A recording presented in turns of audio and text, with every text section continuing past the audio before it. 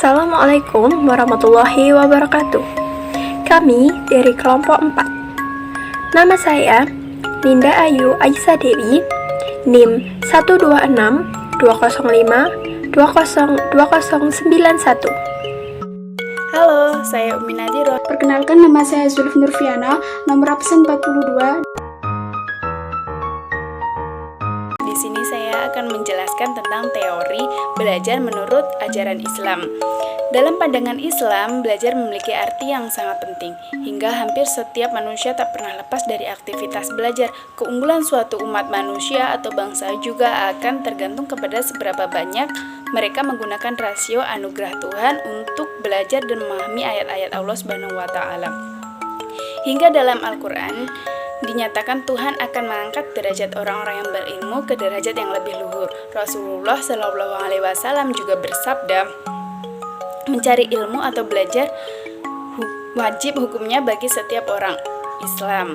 Dan pada kesempatan lain, beliau pun pernah menganjurkan agar manusia mencari ilmu meski berada di negeri orang sekalipun, meski dari manapun datangnya. Hadis tentang belajar dan yang terkait dengan pencarian ilmu banyak disebut dalam al-hadis, demikian juga dalam Al-Quranul Karim. Belajar dalam Islam tak berbeda dengan belajar pada umumnya, yang tak terpisahkan dengan pengembangan sains dan teknologi, menggali, memahami, dan mengembangkan ayat-ayat Allah Subhanahu wa Ta'ala. Pengembangan dan pendekatannya secara lebih dalam dan dekat sebagai Rob Al-Amin. Materi yang kedua yaitu teori belajar menurut tokoh-tokoh ternama. Yang pertama yaitu menurut Edward Leo Thorndike. Thorndike berpendapat bahwa ada hubungan erat antara pengetahuan proses belajar praktik pengajaran, maka dari itu harapannya akan ditemukan lebih banyak lagi pengetahuan tentang hakikat belajar. Semakin banyak pengetahuan yang dapat diaplikasikan untuk memperbaiki praktik dalam belajar mengajar. Yang kedua yaitu menurut Burrhus Frederick Skinner. Menurut Skinner, belajar akan berlangsung sangat efektif apabila yang pertama, informasi yang akan dipelajari maka disajikan secara bertahap. Yang kedua yaitu belajar segera diberi umpan balik atau feedback mengenai akurasi pembelajaran mereka. Artinya setelah belajar mereka segera diberitahu apakah mereka sudah memahami informasi dengan benar atau tidak. Yang ketiga yaitu pembelajaran maupun belajar dengan caranya sendiri. Jadi jangan pernah memaksakan anak untuk mengikuti apa yang kita mau. Berikan kesempatan dia untuk menunjukkan kemampuannya.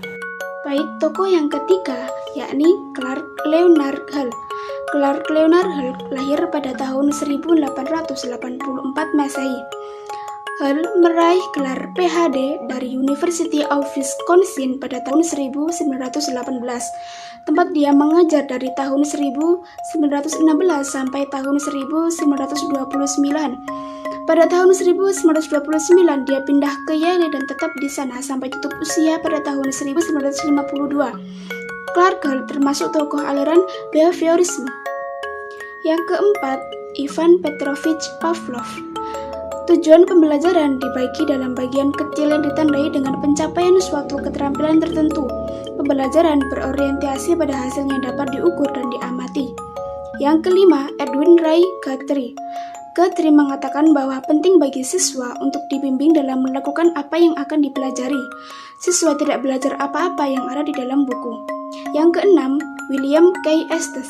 Menurut Estes, organisme bukan hanya belajar hubungan S dan R, tetapi juga hubungan R dan O, response outcome, yakni organisme belajar dan mengingat respons mana yang akan menimbulkan konsekuensi tertentu. Yang ketujuh, Getzlaff. Teori belajar menurut Max Wertheier. Dalam teori pembelajaran Getzlaff yaitu pengalaman tilikan, bahwa tilikan memegang peranan yang penting dalam perilaku. Dalam proses pembelajaran, hendaknya peserta didik memiliki kemampuan tilikan, yaitu kemampuan mengenal keterkaitan unsur-unsur dalam suatu objek atau peristiwa. Yang ke-8, Jan Piaget. Jan Piaget lahir pada tahun 1896 dan wafat pada tahun 1980. Piaget menekankan bahwa anak-anak membangun secara aktif dunia kognitif mereka, artinya yakni segala informasi tidak sekedar dituangkan ke dalam pikiran mereka dari lingkungan dan seorang anak melalui serangkaian tahap pemikiran dari masa bayi hingga masa dewasa. 9. Edward C. Stallman. Edward C. Stallman adalah seorang psikolog asal Amerika Serikat yang menemukan konsep psikologi purposif. Dalam behaviorisme, ia lahir pada 14 April 1886 di Massachusetts. Stallman mengatakan bahwa dalam belajar, hal yang utama adalah proses interaksi yang berkesinambungan dengan lingkungan. 10. Albert Bandura. Albert Bandura 1925 sampai 1973. Lahir di Mundere, Kanada. Bandura mengungkapkan bahwa dalam belajar mementingkan proses pengamatan, peniruan perilaku, sikap, dan reaksi emosi orang lain. Yang ke-11, Donald Aldingham. Hebb mengatakan bahwa tinggi rendahnya IQ seseorang tidak ditentukan oleh faktor keturunan, akan tetapi ditentukan oleh latihan-latihan penggunaan fungsi otak. Teori ini melahirkan kesimpulan bahwa siswa yang memiliki tingkat IQ tidak terlalu tinggi akan memiliki kesempatan memperoleh hasil belajar yang sama dengan siswa yang memiliki tingkat IQ tinggi.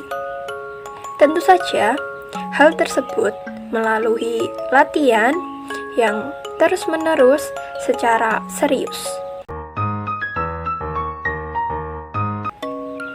Kemudian ada materi yang ketiga, yaitu teori belajar taksonomi Bloom. Sejarah singkat dan pengertian taksonomi Bloom.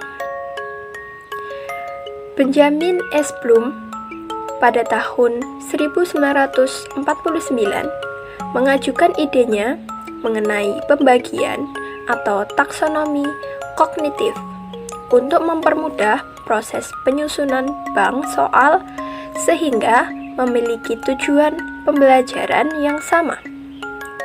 Akhirnya, pada tahun 1956, Bloom, Engelhardt, Fuchs, Hill, dan Cardwell berhasil mengenalkan kerangka konsep kemampuan berpikir yang dinamakan taksonomi Bloom. Jadi, taksonomi Bloom adalah struktur hierarki yang mengidentifikasikan skill mulai dari tingkat yang rendah hingga yang tinggi. Sekian yang dapat kami sampaikan, kurang lebihnya mohon maaf. Wassalamualaikum warahmatullahi wabarakatuh.